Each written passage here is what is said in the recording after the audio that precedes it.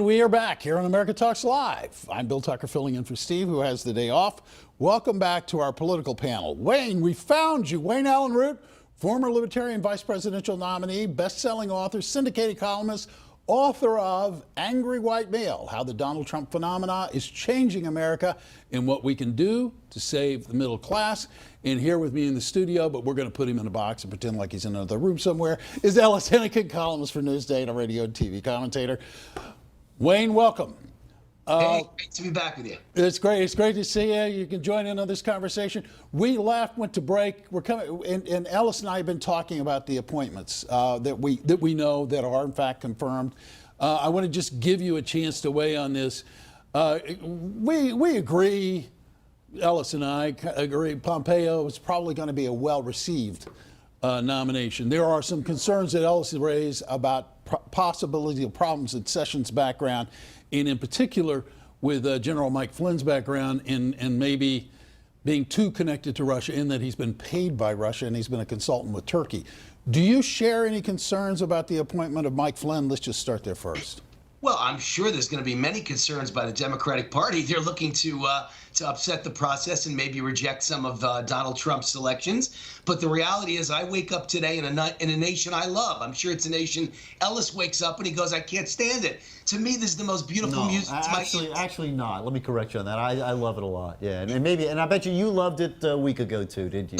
No. I don't mean the nation. I mean the situation around you. Oh, thank you for clarifying that. I look at Jeff Sessions for one job. I look at Pompeo for the other. I look at liberals saying Pompeo's problem is, tell me how you pronounce his name. I don't know how you pronounce his name.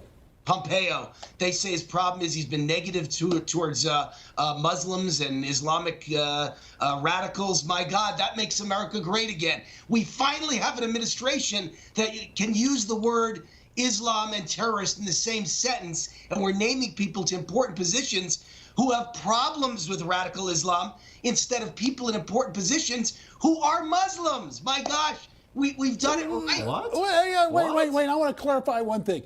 You do mean radical Islam, right? I think he means Obama. I think he's talking about. No. I just want to. This is a serious. I need to make a serious distinction. Yeah. Do you mean all Muslims, or do you mean radical Muslims? I mean, number one, we are at war with radical Islam. I've never said we're at war with Islam, but I do mean that there is a real comparison to what's happening today, and I'm a Jew, Nazi Germany. Nazi Germany, most people weren't Nazis. They didn't murder Jews, but they let it happen and they said nothing. And the Muslim world in general says nothing. There are no protests in Dearborn saying, why are you killing Christians and Americans? Why is terrorism rife in the world? There are no real shouts of outrage from the Muslim world, just like there were no shouts of outrage from the German world. So therefore, they bore some responsibility as well. And I'm angry. I don't hold them as the killers. They don't need to go to prison. We don't need internment camps. But I am absolutely angry, shocked, and outraged at the Muslim community. And I do think they bear some responsibility. There are no Muslim man marches in Washington, D.C. to protest terrorism. Why? Why aren't they speaking up? Just like Nazi Germany, they're saying nothing. So I do have a problem with Islam. I think the war is against radical Islam, but we have to admit there are problems in general with the religion of Islam, why the people don't speak up against terrorism. You know what? That is so dumb, frankly, and such a broad brush. You know, and first of all, you lost me with the Nazi analogies. I have a policy that I never make Nazi analogies because I think they're always wrong. Nothing is as bad as the Nazis. And to compare citizens, hardworking people in Dearborn, Michigan, to Nazis, you lost me there. I'm just going to let that hang in the air and fall of its own weight. How about Ellis, that? Where's the protest? Where's the million man? How about that? Go with it. Tons and tons of examples of Muslim leaders speaking out against terrorism. In fact, they have borne the greatest brunt around the world of the violence of groups like ISIS and Al-Qaeda, far more than us Christians have, or you Jews have. So it is an ill-informed statement that I'm going to just, you know what, I'm just going to let it fall on its own weight. How about that? You let it fall. I'll stand on the statement. And by the way, go ahead. The wars with radical Islam, but in Europe, forget the war. there is an everyday battle with Muslims, not radical Muslims, Muslims who are raping, who are pillaging, who are hurting people, refugees. No. We don't want that in America. Really. No. We just elected Donald Trump to stop that. We've ended all that. I hope he doesn't have that view. I hope he doesn't share that view. Wait, Wayne. Donald Trump has a history of doing business in Muslim nations. Donald Trump has casinos in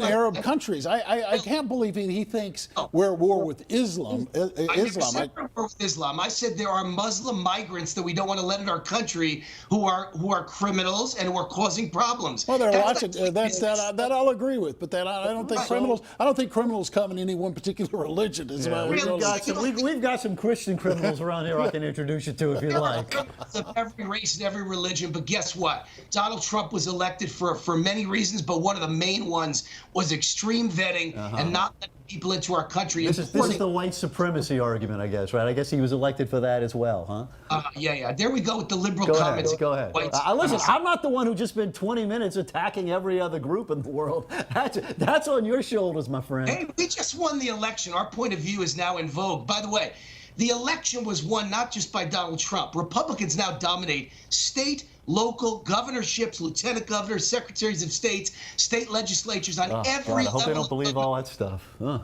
And we won for a reason, too. We want America to be America again. That's why we won. You know, that kind of stuff. I agree we want America to be America. I agree we want America to be great. Wayne, you and I will have a slight disagreement in terms of Islam and Muslims because I have many Muslim friends, none of whom have ever scared me nor worried me. So I feel like I do need to be their voice just in terms of the moderating of this debate. I want to move to Mike Flynn. Liberal argument. There's a big difference between hating Muslims, which I don't, and wanting to import foreign Muslims, migrants, and Syrian military-age men into the United States. Disastrous thing that we don't want anymore in America. Donald Trump will make sure that we're very careful. Can I point out one fact to you? This might be hard to grasp, but in the years since 9/11, more people have died in America from lightning strikes than from Muslim terrorism. Okay, we can be against both of them, but I don't think we need to go into this panic mode quite yet. Okay.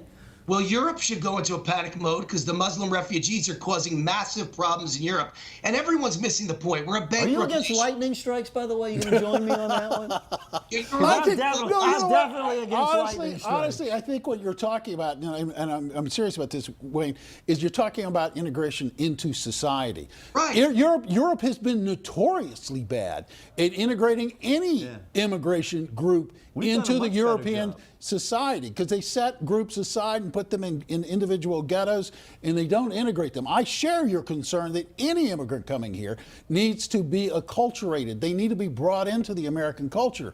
They need to understand what makes America great. I want to change the topic because we only have a couple of minutes left. Flynn.